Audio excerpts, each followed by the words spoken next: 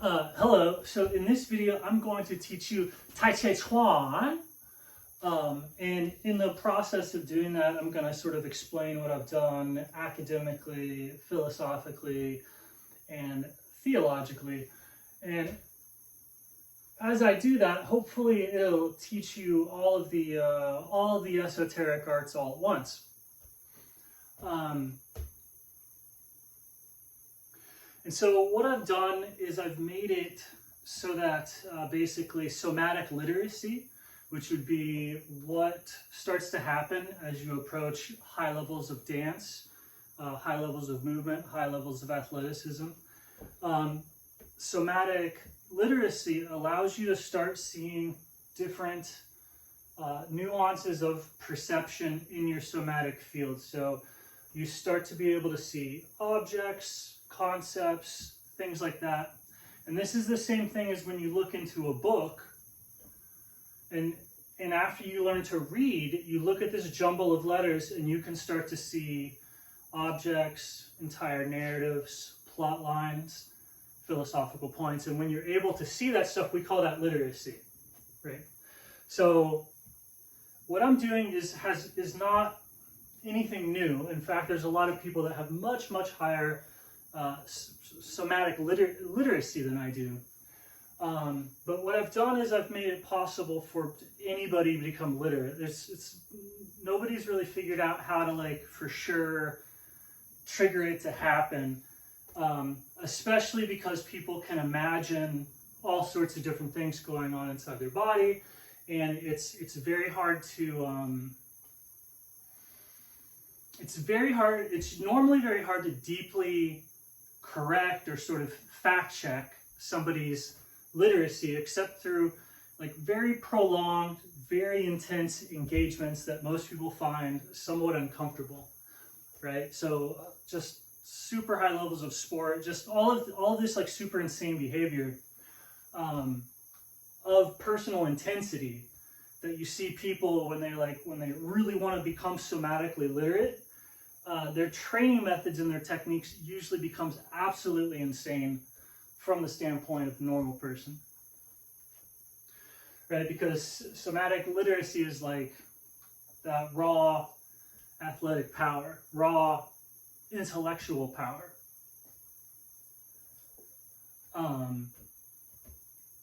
And so what I've done is I've made it possible, like the only people that became literate before were people that were like obsessed with figuring out the meaning of the universe.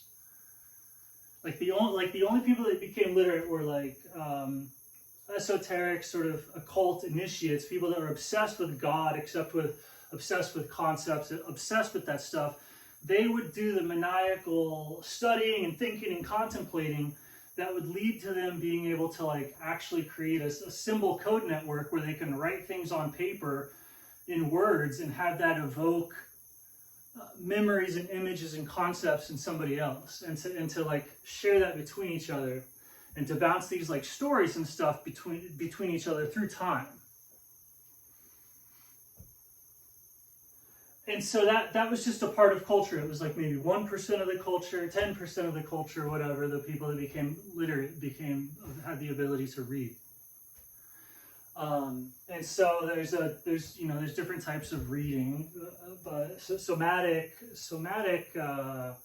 literacy is kind of the foundational thing, and I've made it so that it's incredibly easy to learn somatic literacy reliably. Like factory, like whole world gets it. Just like we have a society today where nearly 100% of the population is literate, and it's not that hard. It's like a bare minimum thing. It's sort of expected. What I've done with water is created a very easy pathway by which nearly anybody can become somatically literate in very little effort. Just listening to me, just whatever, will actually induce this level of somatic literacy. But if you do the water techniques, if you allow it to correct your breathing, it corrects the sight, and between seeing that and talking to me or other people who are somatically literate, like it would actually be better to do my technique and listen to somebody else who is like a more capable mover, dancer, meditator, or whatever, you would get more out of it. By learning to talk from them, by learning to read from mimicking them, just like you would learn how to talk or think from like talking with somebody. Like you could have some invention in language, but there's far more beautiful orators, for instance, right? So it's the same sort of effect, to where it's like what I'm claiming is not that I'm the most somatically literate person on earth, but I'm claiming to have created a way to feel that. And ultimately, it's just the truth of seeing reality sort of as it is, correctly. And so this will get into these blue blockers that I just started using like 2 days ago, and holy crap, I didn't think it was that big of a deal, but like holy crap, it's like totally true. The blue light thing like really screws you up, and like if you can't feel that, if you can't see it, it's a somatic literacy issue, or like sort of a blindness. But I'll get into that in a little bit.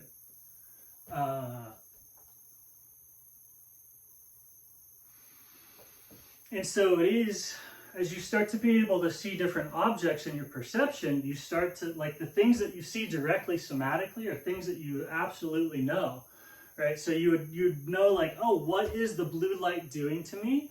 You would just feel it instantaneously, and you're like, okay, so you gotta figure something out. Versus like you're watching the blue light and it's doing something to you, but you don't feel it at all, and somebody has to tell you. Right? This is like the blue light thing is an example of somatic illiteracy. And so when you have somatic illiteracy, paradoxically, you have to require more on linguistic or conceptual literacy. You have to talk to somebody, you have to share concepts with somebody else who sees what you can't see.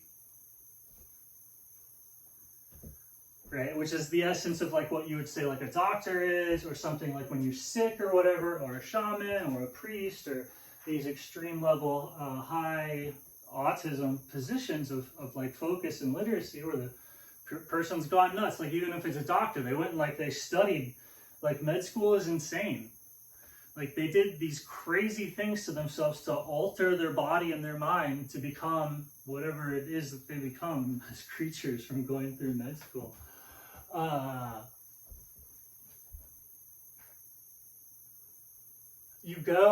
People that are not literate, they go and see literate people who are, they're going to that person because that person is supposed to be able to see the situation directly and get their thoughts to come directly from the situation and sort of like diagnose. Whereas you can't see the situation, you just know something is happening. Right? That's a somatic illiteracy, is where you're in a situation and you see it and you can't see why anything's happening. So you have to go and you have to learn and talk to somebody else.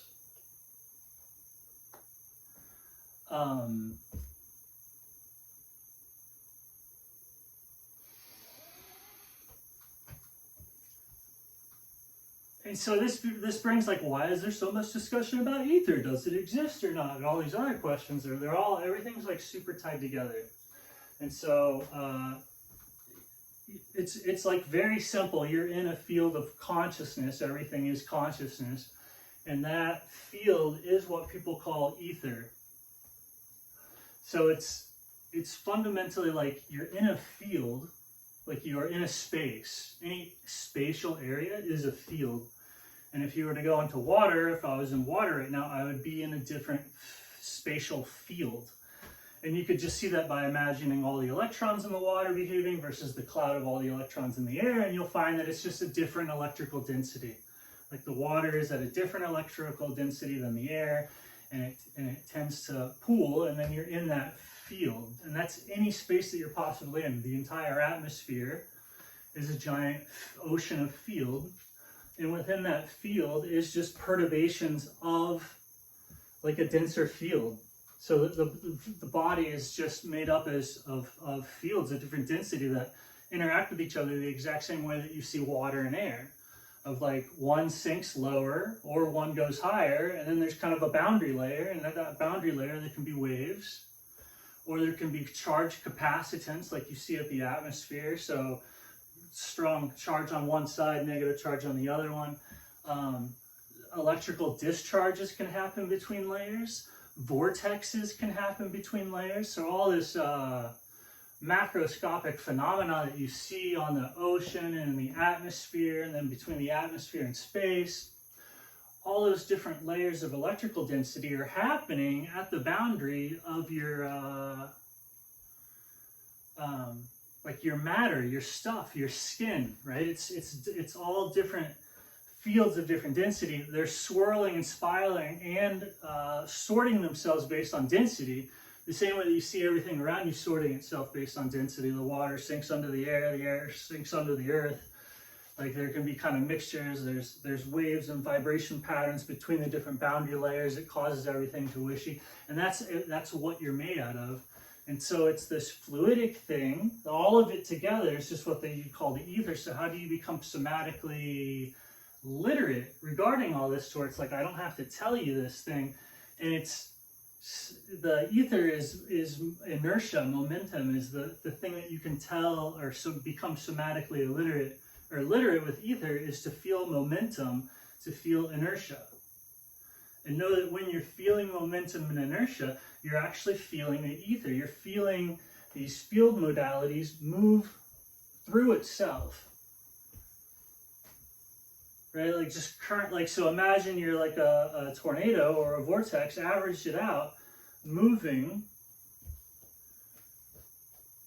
through the medium, and there's drag, but it's not just drag, it's actually the atmosphere itself is driving the rotation. So as the hurricane moves through reality, the vortex moves through reality, if you try and conceptualize it as just an object, you'll only calculate drag. You only calculate the drag as the object moves through air and it comes to a rest. If you analyze something as an object, if you analyze it as energy, you won't see the object, you'll just see the field swirling. Like there's no object being acted on, so you just see field potential. But if you analyze yourself or any object correctly, you have this objectness. So as the hurricane moves through the atmosphere, there actually is drag. Like, right? There's drag as the wind goes by. It's tugged on. You can feel it. There's friction. There's friction as you move through this space, which is your mind, but it's also ether. There's friction. And so you can feel that sort of friction drag as you're a component of your inertia, right?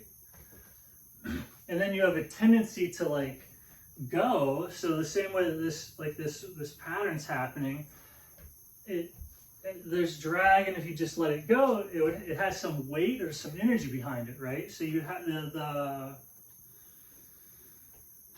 resistance is one thing, and then how much of the whole thing is going, like how big is the tornado, how big is the wave, and that's your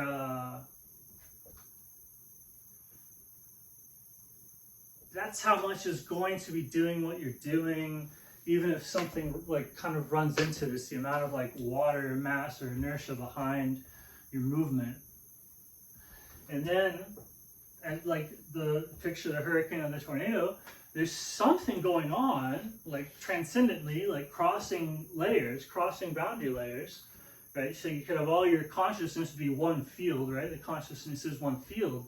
And then above and below that is more energy density systems, and there's energy flowing through it, just like there's energy from the top of a hurricane going down to the ocean there, right? Or the energy of the volcano, like energy inside the earth, coming up and out, right? So going through these energy mediums is a higher transcendent, field energy going to lower field energy. And so while your awareness is containing everything that could possibly be, there's something going through it that's causing the field itself to drive itself. So there's a hurricane going, or a vortex, right? So people break this down and they go, oh, sacred geometry 5. energy spiraling, and you have to like learn and learn and learn and learn and learn. How does reality behave? How does reality behave? You can feel with your inertia in the ether that it's driving itself. So there is no drag. Right? When you see that each object is driving itself and that the entire system as a whole, like this transcendent thing that's above and beyond everything, and this other thing that's below and underneath everything, is somehow something's going through it and causing the system as a whole to create, you know, the energy pattern, to create the hurricane. So when people are this is what's going on when people talk about toruses, right? There's a torus is the object, just like a hurricane or just like a field, like disturbance in a field, is going to have, as you move through it, you're going to, it's part of it is going to feel exactly the way you would as you walk through water. You're like, whoa, I'm walking through the water, it's dragging on me, right? There's a part of existence that is that resistance, and it's what you would find or discover if you're exercising or lifting weights.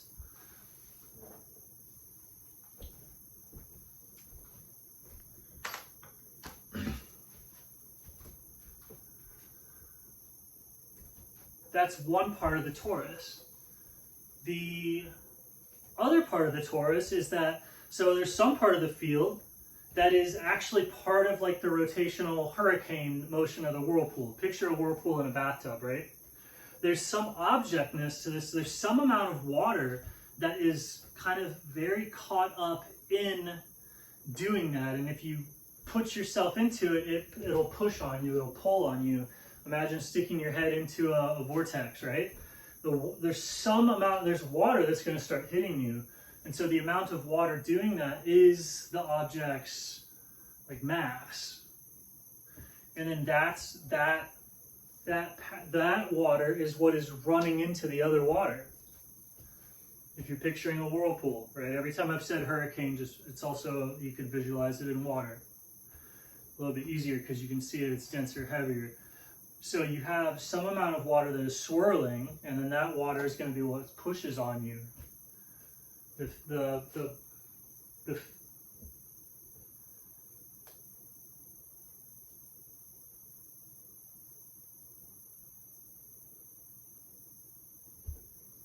And then from another standpoint, there's something going on where something is driving it so that the field itself, the water itself, there's nothing in the entire field is a drag on the process, because the systemic and total pressure from above and below is acting on the entirety of that field space all at once everywhere.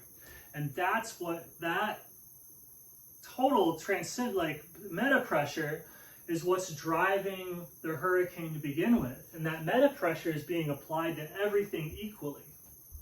And it's just discharging through the initial incident that's creating an object, right? Any object that exists and moves independently of anything else is you can simplify it as a toroid.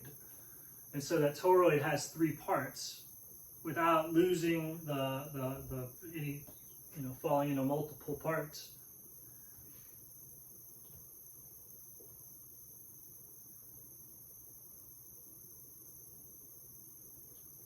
And so, like, you can get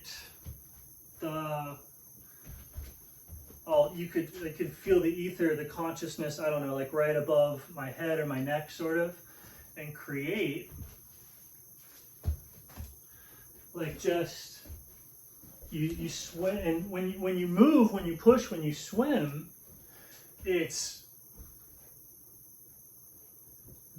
not a hard and a fast rule. And if you try and pin it down to a mechanical process, you can't ever do it, because it's not mechanical the same way that swimming is not mechanical. It's a fluidic coupling, is computer's gone, right? And so everything is fluidically coupled together.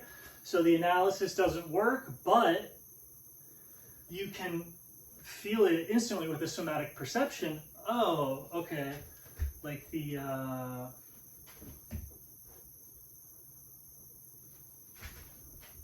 what would it take to have a rolling force up by the head, and then how do you move that rolling force forward?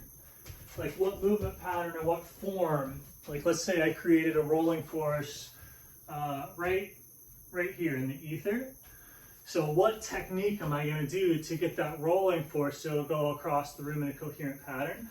And there's not, you could add certain sequences, but mostly you have to feel, you have to stay in contact with the ether, stay in contact with the inertia and maintain the pattern directly. And the only way that it's maintained is similar to, you can actually do this swimming, is if you get the surface like right here and you start going like this, you can actually cause a tornado to form from manipulating the pressure in the field modality. So you create this downward pressure and there's an energy discharge above your hands. And it's like, what's the technique? Could you break it down to, oh, here, and then here, and then here, and then here, and then here, and then, no. No, you're actually just, you have to feel that you're pulling on the field modality. You just have to see and cause the down.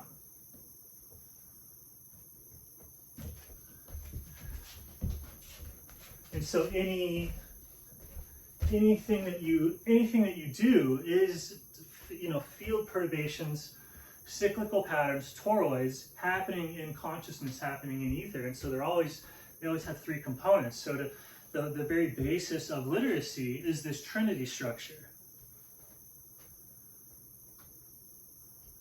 Right? That's why people teach that concept conceptually, is there's at the base layer, every object is doing this three-part behavior, where there's resistance, right? It's moving as an independent thing. Some water is moving there, not the other water there. So it's created this instance of there's an eventness, which means that this water here, there is a set amount of water engaging in this pattern, and it's engaging in a pattern that the rest of the water isn't, and you can say it starts and stops like right in a specific location. And so that's the nature by which a pattern exists, is that it embodies itself in consciousness. And then that causes drag or separateness between itself and the rest of consciousness. And so that drag or the separation is the first part of the three-part nature of any object, is there is a specific amount of existence that's doing something that the surrounding existence is not doing.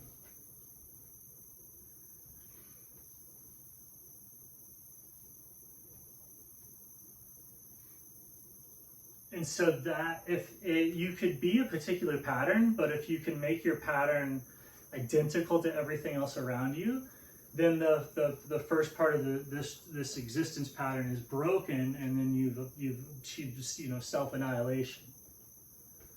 If you were to like just keep your pattern and force everything to be the same, you would say that pattern has gotten bigger, all like it would expand outwards. But it's and within that expansion there is also non-existence. You still always only exist outside of this activity. There's no existence inside of the activity because there's no resistance, there's no friction, there's no separation. So as you move through existence, that drag, which is the same as what you would feel moving through a pool, and it's why there's certain like laws of physics and things, is this drag. It's predictable. So if the other two components are made to not act, then you can have like the inertia and drag and friction and all that, and things start and then they slow down and stop.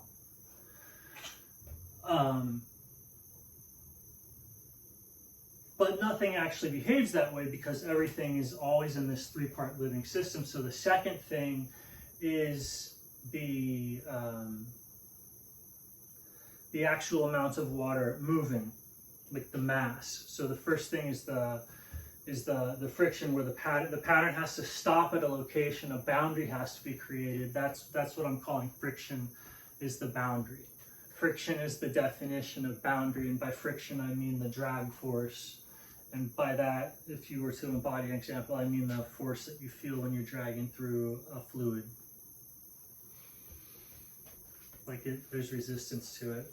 Why? Because you're not the fluid, and then that causes like basically what we call aerodynamics or fluid behavior. Fluid behavior is always between two objects, even if the object and the fluid is like a current, because there's a current and we're calling, what's its behavior next to this water that's not a current? So after the boundary layer, you get, well, how much is inside of the boundary? And that's something's mass. So that's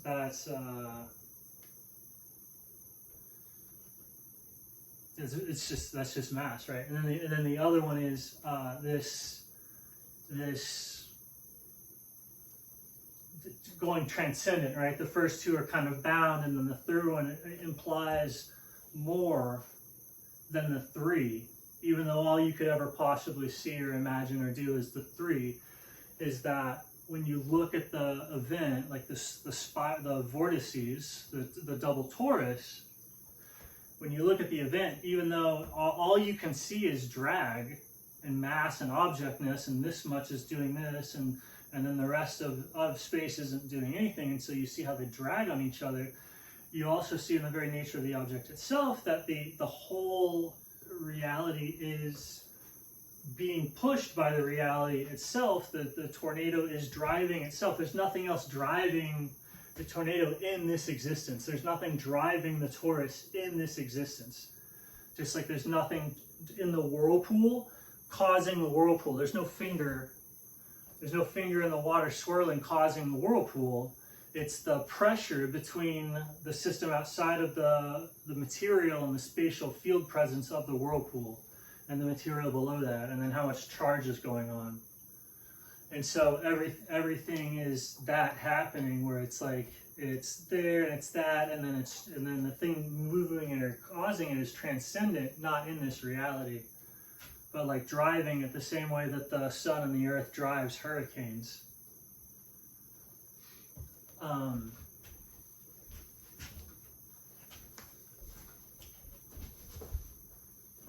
So you can feel out and try and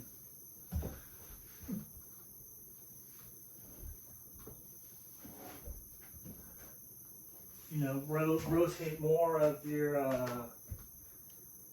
field space by just feeling the inertia. It's easy that when you feel the inertia, then like movement, somatic intelligence is you're in a field. So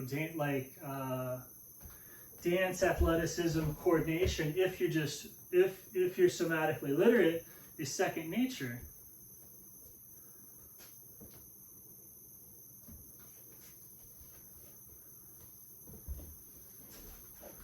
So there's really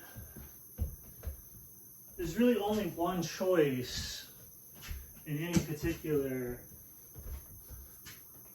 instance, and that's going to be determined by your training, your education, your background, right? Anyway.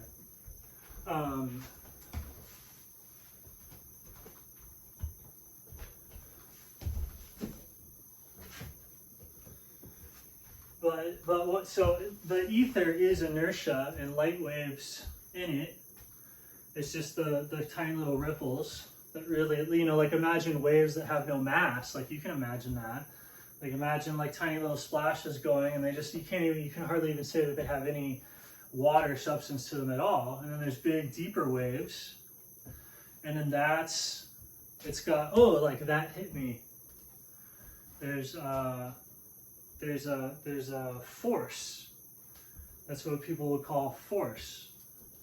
is these big waves being transmitted, right? So that's light, and then the only force that we know of is electromagnetism of varying sizes, right? So electromagnetism goes up to a particular point, and then you have basically bigger waves or bigger swells or bigger gravity, and that's what people see of as gravity. And life and consciousness is like wave patterns that are like just way deeper, and they're so big that you can actually they'll start surfing each other, they interact with each other, and these big things like that's the field of gravity. But ultimately there's like a lot more fields and forces besides just the stuff that there's more types of waves than like matter, energy, gravity, and time. There's this whole plethora of behavior of field modality, like permutations, and so the whole thing where you like people have like boiled it all down to like 4. That's the world blinding. That's getting more and more blinding and blinding and blinding and blinding. It's like, what do I feel? And you're like, I just feel this infinite blackness that it has different, shapes to it. And so you lose all the different types of, like, imagine if your visual field, if you got increasingly blind to where there was only 4 objects or 4 categories of things.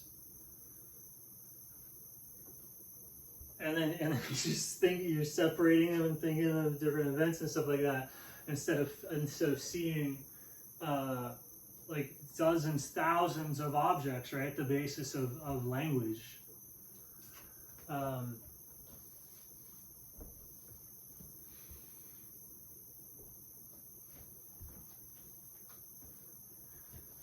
And so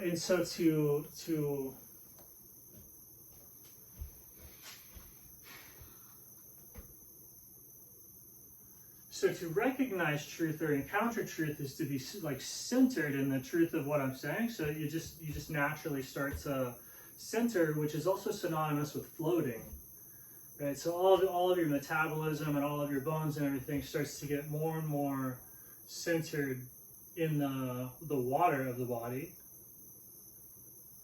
That's what people call it, flow state.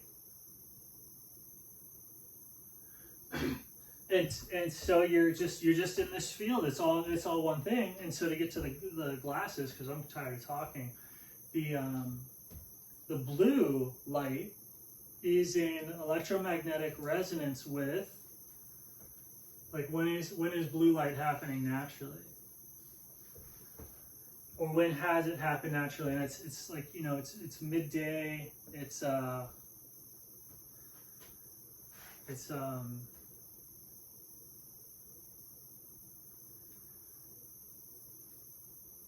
It's where it is, right? So when you receive blue light, it's in resonance with all of that. So let's just say it's the morning, or it's just not in resonance with the nighttime. And so when you are seeing blue light, it's putting your body on the frequency of that, and that's how all symbols work everywhere. So like blue light is like the symbol of awakening. So to having it come out of the screen, it like puts the whole body on the signal of awakening at night. And so there's all these different connections to where you're an object embedded in this water, and then it's local, physical, and then also everything is connected at a resonance level via like radio. So if you're in resonance with something else, you're engaging in the same pattern. And so everything's cross-talking, and to be like very in alignment with where you are, you're not in patterns that aren't happening right then and there. So any act of shifting or altering nature, like changing when life happens, changing when death happens, changing when blue light happens, anytime that you change any of these things, it sort of decoheres or brings you into that reality, which you could say, oh, maybe I'm bringing that into this reality to enhance it, to improve it as like a good energy. You could say that that's happening, right, when you get into resonance with things outside of this reality. but everything's in resonance with everything else. So that's why the people that feel this, they seem very like, you know, you get autistic, you get obsessed with numbers, you seem very superstitious. The person's just seeing the resonance and being very deliberate about which TV stations and which things that they are on, which, you know, can be incredibly important for them if they're trying to like tune into one thing or remember one thing or really drive one thing home. So you get like Nikola Tesla, like doing everything in whatever 369 and having all those kind of like little ticks. That's what they're from.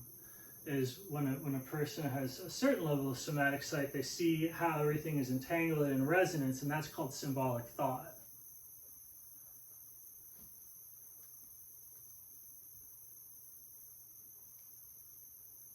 Right? So, but at no point is this just not looking at how things are. And so the field, your field that all of this is happening inside of, like the space within which this story is all happening physically, mechanically, is water. It's the body water, the way that we've studied everything. All of the reactions and the metabolism that's contributing to your life and all of your perceptions, as far as we can tell, is happening in water.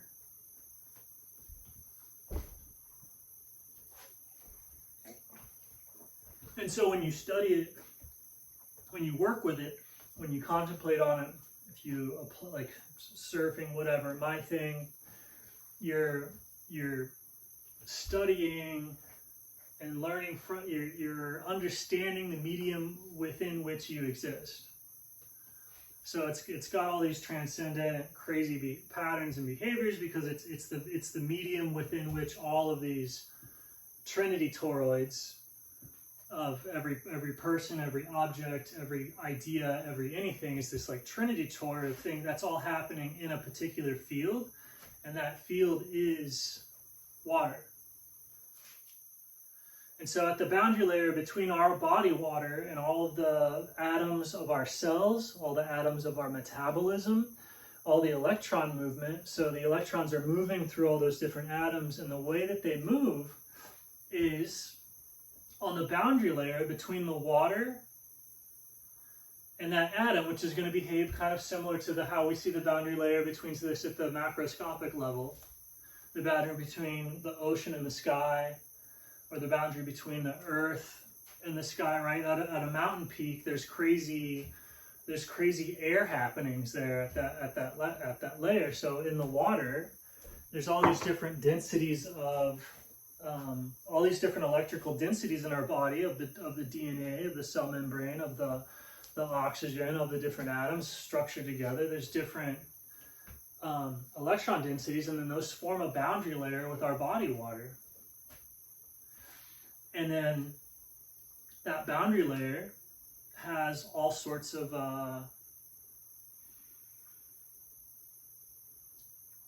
moving, but the boundary layer is water. It's water. So if you study like water directly, you're learning so much about the nature of the thing that's receiving that's doing all the waving that's leading to your consciousness of objects.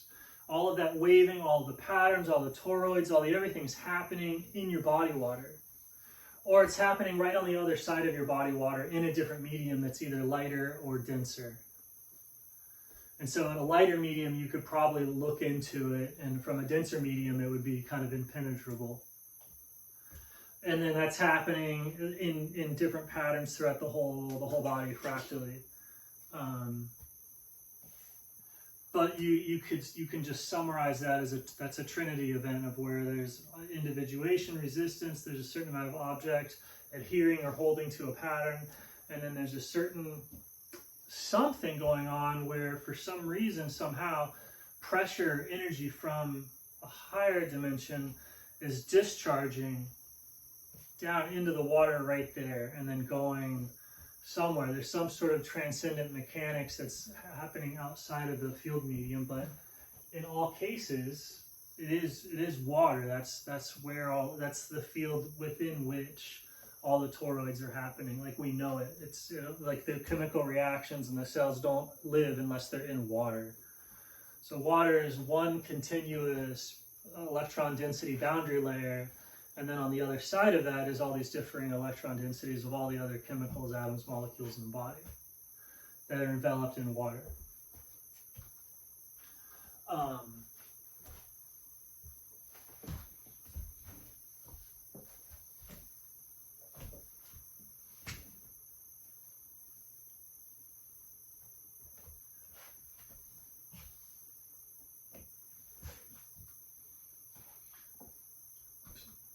So people study the 10,000 things that are happening at the boundary of consciousness, but with water, you study water, and you're actually studying, you're not pretending like you're actually getting the somatic literacy, and on the other side of that is the 10,000 things, which you'll, like, there's no way to not see it. With just a little bit of training from the water, because it applies the perfect amount of pressure, resistance, you just feel it, you go, oh, aha, light turns on, somatic vision's corrected. And it's like not instantaneously, but it's just like you have the conceptual understanding of a movement specialist or a master at a martial art or whatever. Like you can know just by becoming somatic literate exactly what to do from where you are at any moment to the same degree that anybody else does, because that is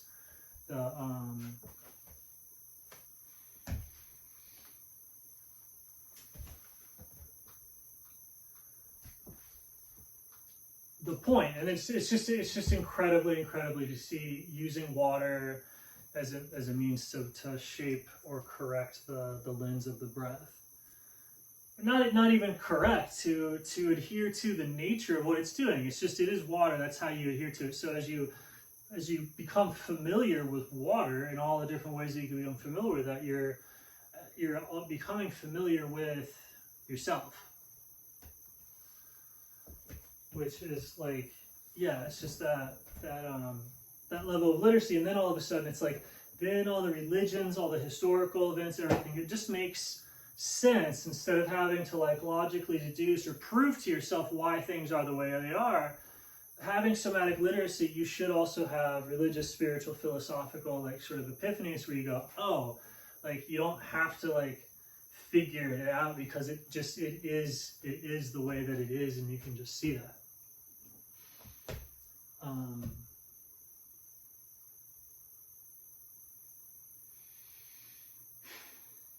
Yeah.